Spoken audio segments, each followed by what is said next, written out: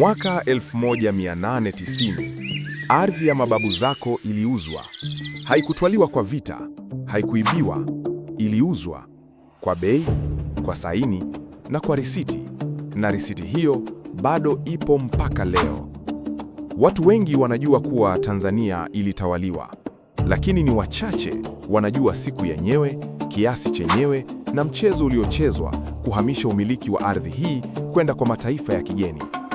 Na ni wachache zaidi wanajua nini Ujerumani walikitoa kama chenchi ili kufanikisha biashara hii.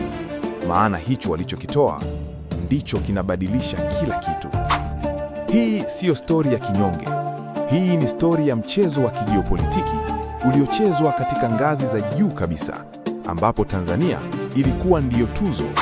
Na mpaka video hii inaisha, utajua ni jinsi gani kisiwa kidogo karibu na Denmark kiliamua hatma ya nchi hii. Ili uelewe kilichotokea 1890, inabidi uelewe mwaka 1884 ulifanya nini kwa Afrika. Mkutano wa Berlin. Mataifa 14 ya Ulaya yalikaa chumba kimoja kule Ujerumani na kugawana bara zima la Afrika ambalo hawakuwahi hata kulichunguza lote. Hakuna kiongozi hata mmoja wa Kiafrika aliyewahi kualikwa. Walichora mistari kwenye ramani iliyopasua falme zetu, ikagawa makabila na kutengeneza nchi hazijawahi kuwepo. Sheria ilikuwa rahisi. Ukiweza kuonyesha una jeshi lako eneo husika, basi hapo ni pako. Kila taifa la Ulaya lilikimbizana kupanda bendera kabla ya mwenzake. Ujerumani walikuwa wamechelewa kwenye mchezo huu. Lakini kulikuwa na tatizo. Pwani ya East Africa haikuwa ardhi tupu inayongojea kuchukuliwa. Ilikuwa chini ya utawala wa Sultan wa Zanzibar. Kwa karne nyingi, Sultan alidhibiti ukanda wa pwani kuanzia Somalia mpaka Msumbiji. Njia za biashara, bandari, kodi, vyote vilikuwa chini ya mamlaka ya Zanzibar. Mtu aliyekuwa katikati ya stori hii alikuwa Sultan Ali bin Said. Alirithi utawala ambao ulikuwa unaanza kudhoofika. Kukomeshwa kwa biashara ya utumwa kulikuwa kumeshindikizwa na Uingereza. Hazina ya Sultan ilikuwa inakauka, na hapo ndipo meli za kivita za Uingereza na Ujerumani zilikuwa zimepaki katika bandari yake, sio kama wageni, bali kama shinikizo la kijeshi. Haya hayakuwa mazungumzo kati ya watu wawili walio sawa.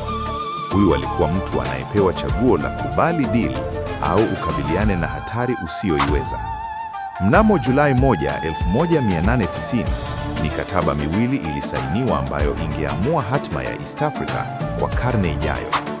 Wa kwanza, mkataba wa Heligoland Zanzibar. Wa pili, kitu ambacho vitabu vya historia havifundishi kwa kina, ni kwamba hii ilikuwa biashara ya pande tatu. Ujerumani na Uingereza walikuwa wameshakubaliana masharti kabla hata Sultan hajashika kalamu. Hiki ndicho mkataba ulisema hasa. Ujerumani ipokee ukanda wa pwani wa bara ambao ungekuja kuwa Tanganyika, maili 10 kwenda ndani, maili 600 urefu. Uingereza ipokee visiwa vya Zanzibar na Pemba kama himaya yake. Na Sultan apokee mark milioni 4 za Kijerumani, sawa na dola 800,000, malipo ya pwani hiyo. Malipo ya ardhi uliosimama hivi sasa. Hapa ndipo sehemu ambayo hakuna anayekwambia. Katika mkataba ule ule, ili Uingereza iruhusu Ujerumani kuichukua pwani ya Tanzania, Ujerumani iliipa Uingereza kisiwa kimoja, sio cha Afrika, kipo Ulaya, Heligoland. Kisiwa kidogo sana katika bahari ya North Sea. Kina ukubwa wa kilomita za maraba 1.7 tu. Ni kidogo kuliko mtaa mmoja wa Kariakoo. Uingereza walikuwa wanakimiliki tangu 1814 na Ujerumani walikihitaji sana. Heligoland, kwa makubaliano ya kuiacha Ujerumani ichukue pwani ya Tanzania. Soma sentensi hiyo tena. Kisiwa kidogo kuliko mtaa wa mji wako kilibadilishwa kama sehemu ya dili lililoamua nani ya miliki Tanzania. Kaiser Wilhelm wa pili alisema Heligoland ilikuwa na thamani ya kimkakati kuliko East Africa yote. Walituchukulia kama chenchi. Baada ya 1890, Ujerumani ikapata koloni lake, German East Africa. Na walifanya nini? Walijenga miundombinu, lakini kwa ajili ya unyonyaji. Reli ya kati ilijengwa kusafirisha rasilimali kutoka bara kuelekea pwani, sio kuunganisha jamii, bali kuvuna utajiri. mashamba ya mkonge, mashamba ya mpira, mashamba ya kahawa, yote yakimilikiwa na walowezi, yote yakifanyiwa kazi kwa nguvu. Vita vya Majimaji vya 1905 vilikabiliwa na sera ya kuchoma kila kitu. Watu kati ya 200,000 mpaka 300,000 waliuawa kwa makusudi, moja ya mauaji makubwa zaidi katika historia ya Afrika. Yote yalianza na saini na zile mark milioni 4 za mwaka 1890. Risiti ya pwani yetu ndiyo iliyonunua mazingira ya mauaji yale. Heligoland leo ni kisiwa kidogo cha watalii nchini Ujerumani. Watu 1200 tu. Ni sehemu ndogo sana katika historia ya Ulaya. Lakini katika historia ya East Africa, hiki ndicho kipande kilichokamilisha fumbo. Kisiwa kilichobadilishwa kwa ajili ya Tanzania. Mkataba wa 1890 ulisainiwa na wanaume ambao hawakuwahi kukanyaga ardhi waliokuwa wanaiuza. Mipaka iliyochorwa siku hiyo kati ya Tanzania na Kenya bado ipo mpaka leo. Mstari huo unaitwa the straight line kwa sababu ulichorwa kwa rula kwenye ramani ya Ulaya. Haufuati mito wala makabila.